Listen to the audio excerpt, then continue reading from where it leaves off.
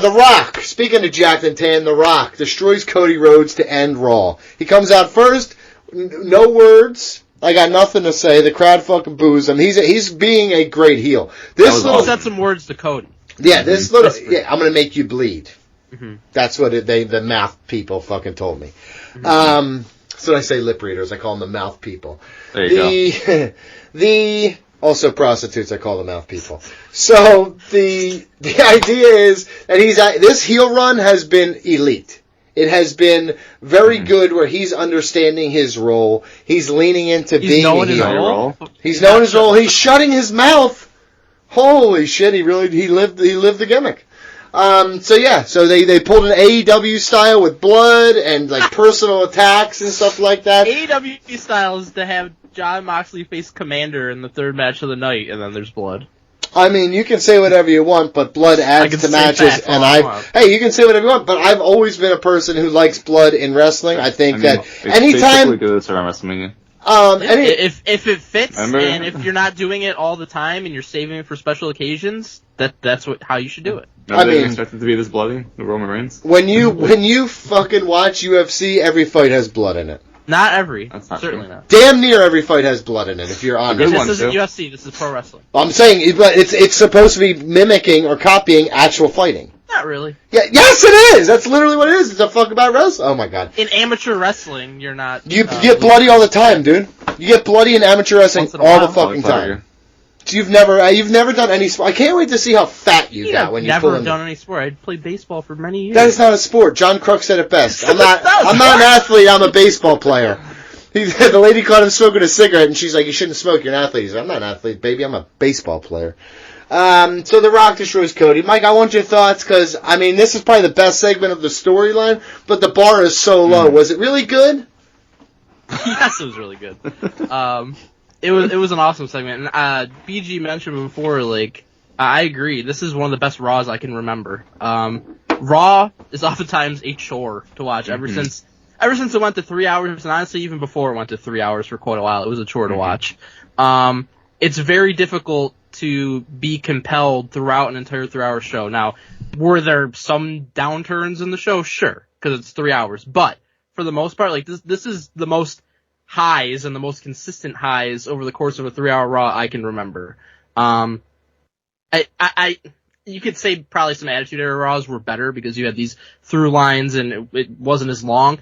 In the 3-hour Raw era, I'm very comfortable to say this is the best one. And this stuff with The Rock and Cody is a big reason for that. It was a through line because you had the opening segment with Cody cutting his promo, The Rock interrupting him, and a big reason why it was so awesome is because he was not advertised whatsoever. Mm-hmm. Nobody knew that The Rock was going to... Meltz didn't tell me The Rock was going to be there. I mean, The Rock knew. They smartly advertised him for next week. Right. And that CM Punk would be here this week, so it's like, well, no chance that The Rock shows up. Right. Nobody expected that. So the fact that he even showed up was fucking awesome. And then you have the closing segment where there's the big brawl, Cody's backstage, and The Rock beats him up. And that was even surprising because, The Rock hadn't gotten physical yet since he returned. So that's really the first time he's done, besides slapping Cody, that's the first time he's done anything physical, and he beat the living shit. Go ahead. He also kind of implied when he was leaving the segment with Cody that he was leaving Raw. It seemed that way, right. Yep. So he beats the living shit out of Cody, throws him outside. Gas like the Ultimate Warrior, too. Adds to the aesthetic of this. Yeah, which is that was awesome. so cool. Throwing Cody into his own tour bus, and just fucking blooding him up. And as I said, like, certainly a proponent for blood in wrestling when it works within the fabric of the storyline, when it can take things to the next level, when you do it sparingly and make it mean something. And this is the perfect example of that. Like, I think there have been great moments in the build toward this tag team match, and then also Cody against Roman, but this needed to be taken to another level, and this segment with The Rock and Cody took it to that level, and now it's very, very personal between them. And I see, some people complaining like, now all the heat's on The Rock and it's not on Roman Reigns at all. It's like, well, Roman Reigns has been the champion for 4 years. Roman Reigns is the tribal chief. Roman Reigns is the guy that ultimately has to be taken down. He's got plenty of heat on him, with or without this segment. The Rock was the guy who, he just turned heel when he came back. and people were very skeptical of The Rock being back and what he was going to do because he turned heel because they had to change the storyline. No, because people were saying like the last run with Cena. I mean, a lot of people complained about all that kind of shit. He's been as good as he ever has been, essentially, in this feud as a heel. So I think this had to happen. I think The Rock and Cody being the crux of it is great. And we really don't know what's going to happen here. Like, we, for weeks, have been saying, like, it seems like The Rock's going to help Roman, or help Cody beat Roman at WrestleMania. Now, it doesn't seem like that's going to happen because he fucked up Cody. Or is it like a situation where, you know, Cody's doing this now to throw Roman Reigns off, an aces and eights type of situation? Like, No. I don't think it is. No. I don't think it is, and that means that we're going to get a totally different story than we thought we were going to get, and that's very interesting. Called a pivot. So, Mike Chiari, looking into my crystal ball, and sometimes, you know, it's not exactly right. It's almost entirely right. The Rock versus Cody. Cody's the champion at SummerSlam. No. That's what it was. It was just a little bit. It's just hard to read. You know what I mean? Sometimes predicting the I future. can't believe you might be right about that. Yeah, I know. It's great. It's fucking great, dude. That's great. So stupid. Yep. BJ, thoughts on The Rock? Man, this was awesome. The surprise element was incredible. The entrance that he has right now is one of the best entrances there is. I do agree with the sentiment that Roman Reigns has been mostly an afterthought in this, and it really has been The Rock and Cody. But the segment on SmackDown with Cody and Roman had me hyped. I was like, all right, I'm back into their singles match. But the tag team feud that they have going on, The Rock and Cody, the opening was awesome. Cody has cut excellent promos, three straight shows, and last week he's calling out The Rock. You're gonna bring some big Dwayne energy. You're gonna be a fucking little dick, right? Rock came to play. Wow. Go ahead. You good? What the hell's going on? I was mocking it with my nerd fucking laugh because fucking WWE marks think all the shit's great. It sucks. Okay, I don't know what you were doing. It sounded like you're like hyperventilating. A lot of the shit's mid as fuck, to be very honest with you. Well, this feud is not that. So this has been awesome. And him beating the fuck out of Cody needed to happen. He's been calling himself the final boss. Well, show me why you're the final boss. Okay, that's why. And Roman, he doesn't really have to get his hands dirty. He's been the champ for 4 years. He has people do his bidding for him. And if I'm Roman, Rock, go do it. Go show that you're the final boss. Okay, I don't really give a fuck. Right? Because all I care about is retaining the championship. Now, I do believe that Cody and Seth are going to win on night one. No, absolutely not. How could you even say that? I don't believe that at all, because I think it's going to be an overbooked, like, crazy... Yes. I think it's going to happen regardless. No, but literally the stipulation for the match. Yeah, I understand that. I totally understand that, and The Rock doesn't give a fuck because he's on the board. I think The Rock and Roman definitely win. The Rock ain't coming back to lose, Jack. So. I would be beyond shocked. I would be without speech if Roman and The Rock. Oh my God! I hope it happens now. Holy shit! Okay, you know what? Even better. Cody loses twice in the fucking whole weekend. Cody's not going to lose in the main event. I can't believe this. I can't. Why is this an angle you're taking? It's obvious as shit. He's so going to finish the story. The story just blows. Throughout the Cody Seth Rollins little tag team that they have going on, there's too many things that Cody does that Seth should be really pissed off about. First of all, Cody's beat this guy 3 times, even when he was hurt in the Hell in a Cell. Then, he constantly is like, the champ doesn't even show up. When he's saying it on Raw, and there's Seth Rollins in the back as champion, he's fucking injured, and he shows up to every show, he's doing all the house show circuits now. I just think that Seth is gonna, it was Cody's entrance when they came out to accept the challenge from The Rock and Roman Reigns, and Seth just looks like a fucking bitch, so I could easily see Seth screwing over Cody Rhodes. We spoke about this weeks ago. I agree there's a very good chance of that happening, and of Seth trying to screw over Cody. I agree there's a very good chance of that happening, and I thought he acted kind of weird on Raw, like when he was talking backstage, like, oh, something doesn't smell right here tonight, and then he had this weird look. I'm like, why is he looking very weird? His kid shit his pants. I could easily see. Listen, they're backstage, Drew and Paul Heyman having a conversation. Drew comes out to beat up Seth Rollins at the end. He hasn't been doing that to really help him during this feud with the Bloodline. Then you could have it where Solo and Jimmy, they're at least Solo, right? Because Jimmy and Jay, they had their own thing. Solo's barred from the main event. Solo helps Drew McIntyre beat Seth Rollins, right? Now Drew has to pay back the Bloodline. come out and fucking screw over Cody Rhodes, who you don't like either. So I think there's a lot of things that they can be doing. You got the fucking, everyone's looking at the truck with Cena and Stone Cold on there. They could potentially show up in the main event.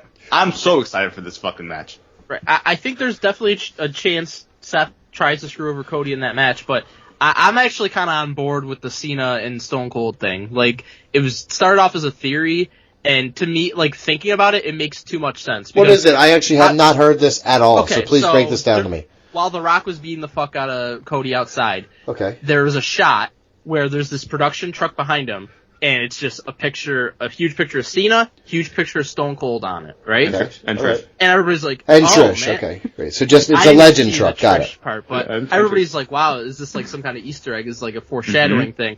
And Donnie's buddy WrestleVotes is like, they don't do something like that on accident. Like, that's done on purpose. It's me. I thought it was supposed to be. I thought WrestleVotes was me. Trailers, if they wanted, they could just put any trailer back there. But this was when I think about it, though, it's like, okay, John Cena has huge issue with the bloodline because that's who he was feuding with before he left. Solo fucking destroyed him in Saudi Arabia, so he's gonna want to get revenge. And then Stone Cold, I mean, who's his greatest rival? Obviously, The Rock. So Vince McMahon. And you're gonna. We can't say his name. Yeah, I know. But you're gonna want Cena and Stone Cold to be on WrestleMania 40. Definitely. And if you're going to have them on, there's no better or more impactful way to have them on than to be involved with that. And if they're fighting on Cody Rhodes' behalf, Cody Rhodes ain't losing that match. No, Cody Rhodes is. I can't even believe this is a conversation we need to fucking have. The tag team match will be won by the heels because Seth Rollins' fucking heel turn has never been more telegraphed. Or at least not his heel turn, it's just him turning on Cody. Right? Well, I don't think he's turning in that match though, because then he's gonna face Drew the next night. Yeah, well, I mean, he's gonna get squashed by Drew, like I've said. I think he's gonna lose to Drew, and that's gonna be like the fucking final straw for him to turn. I told and maybe because Solo fucking beats him. Well, listen, poor Solo, honestly, in all this. I know. That dude's been treated like dog shit. Cena and Solo at WrestleMania. He's lost so many matches to beat Cena. Has he won? 0-34, bro. Yeah. On my fantasy team. I'm not saying you deserve it. I wish that all the 34 losses counted on your team just to see how many negatives you would have. That's not funny. Actually, I love it. Both of us are laughing. It's hilarious. Okay, so now I'm looking over here. CM Punk returns. We talked we talked about it for a moment. I broke it down from the realness. So Mike, I want your thoughts on this poo-poo. If not for the final segment of this show, this would have been the segment of the night, and it's still at least in the conversation for it, because this was fucking great. Like, Punk, it was great to see him. It sucks that we're not going to get to see him wrestle at WrestleMania. I know even Donnie, I think you were excited to mid-card Phil, man. He would have been great on the fucking mid-card. But it would have been awesome to be able to see him have his first WrestleMania match back. Not going to happen, but I'm glad that he's going to be involved in some way. We talked about this before. I thought that probably commentary was going to be the best role for him, because I don't know that he'd be cleared to actually be in the ring doing anything physical. It seems like that's probably the case. So him on commentary would be great to watch that afterwards and see what he has to say. And they're very much going with him and Drew this summer. Like, it's so blatantly obvious at this point. Yeah. I need everybody to stop fucking saying that Drew is not re-signed. Like, they're not building all this shit for the future if Drew's not going to be there. So to me, I think Drew beats Seth for the title, holds it going into SummerSlam, and that's when Punk returns and you do that match. But they did such a good job of just potentially building toward that. I thought all three guys were great in this segment. And the thing that was so great about it is it felt like a lot of it was off the cuff. I'm sure a lot of the stuff that felt off the cuff was still even scripted. It was just outlined. Just let the guys go do their work, dude. It felt like there was just certain moments, like the whole thing where they're like, hey, should Punk be on commentary? And they definitely thought the crowd was going to be like, yeah, he should definitely be on commentary. And then they booed it, and there was chanting referee. And the way they, played off of it was just so great. Like, Punk saying, I couldn't be impartial in a match between these two dipshits. Like, that was obviously not scripted. So they just went back and forth. There's so many good zingers.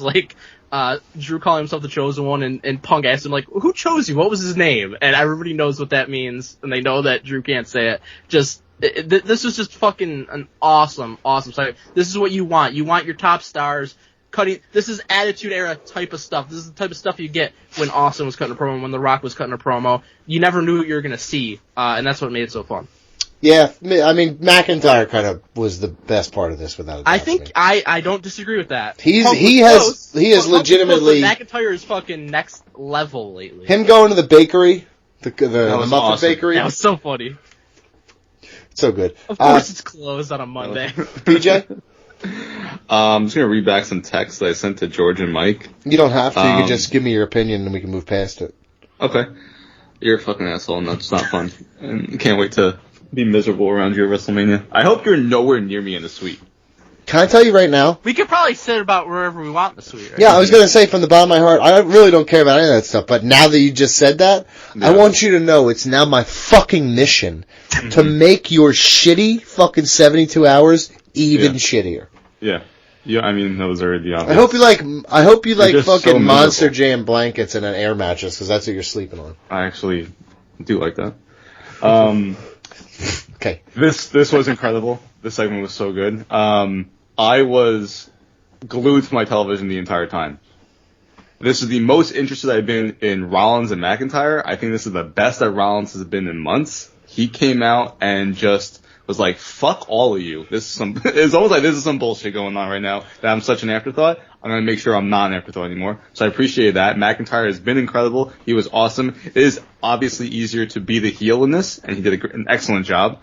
I love him going onto the top of the commentary table and sitting there cross-legged just like CM Punk would do, and basically being like, hey, come be on commentary. And CM Punk just destroying them and be like, I'm going to make you all relevant for the first time.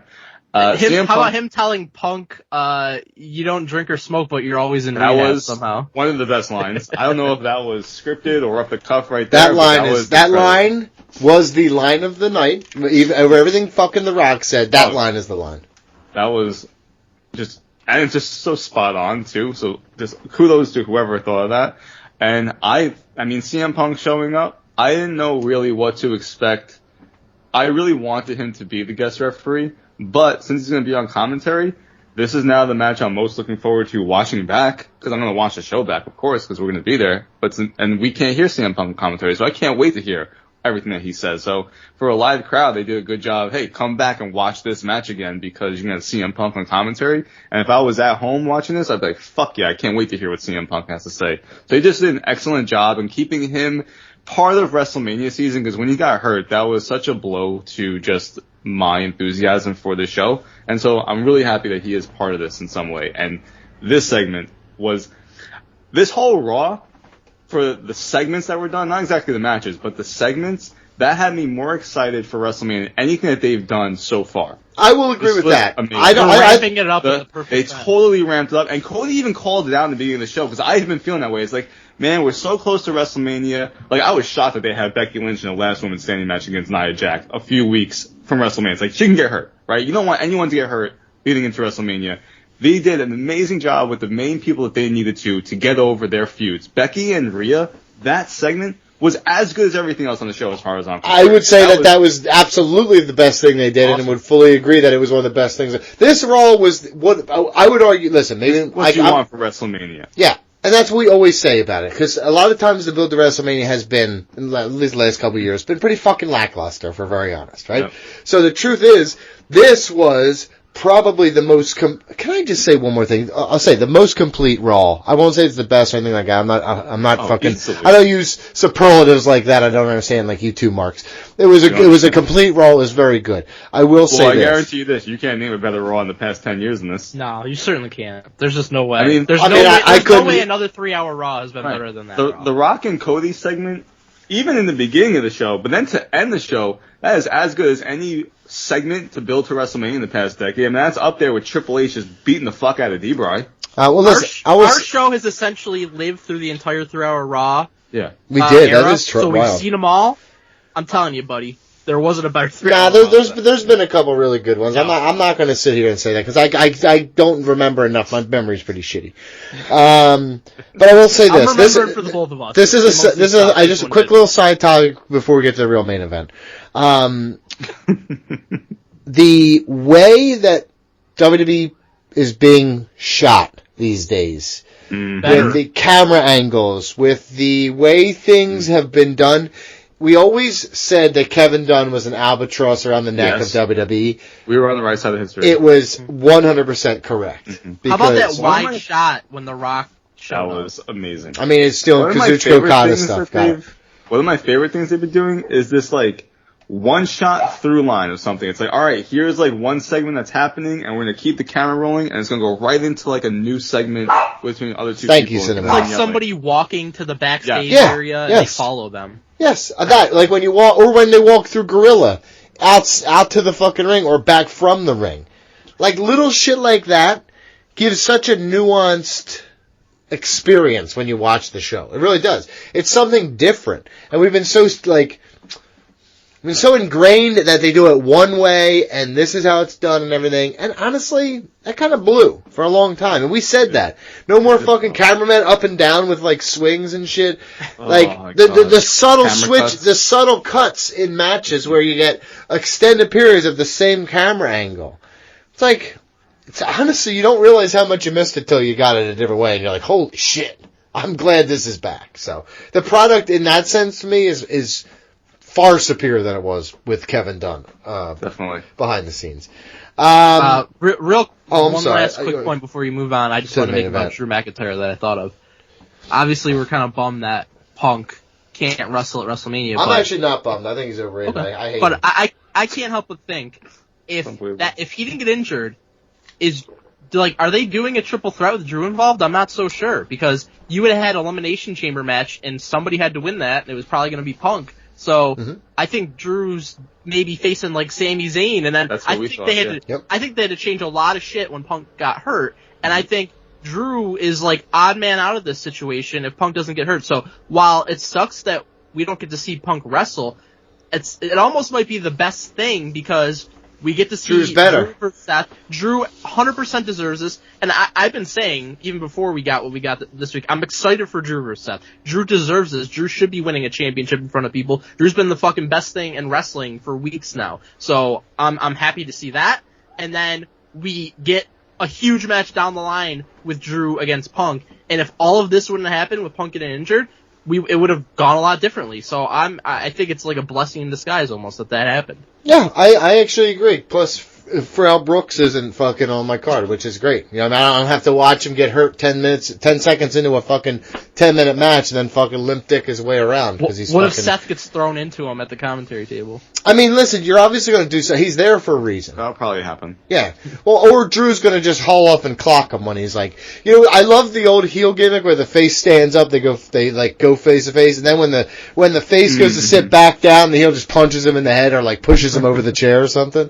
I could see that 1,000,000 fucking %. So, yeah. Put him in a strong arm brace so it doesn't bend even when he fucking takes a bump. It's all good.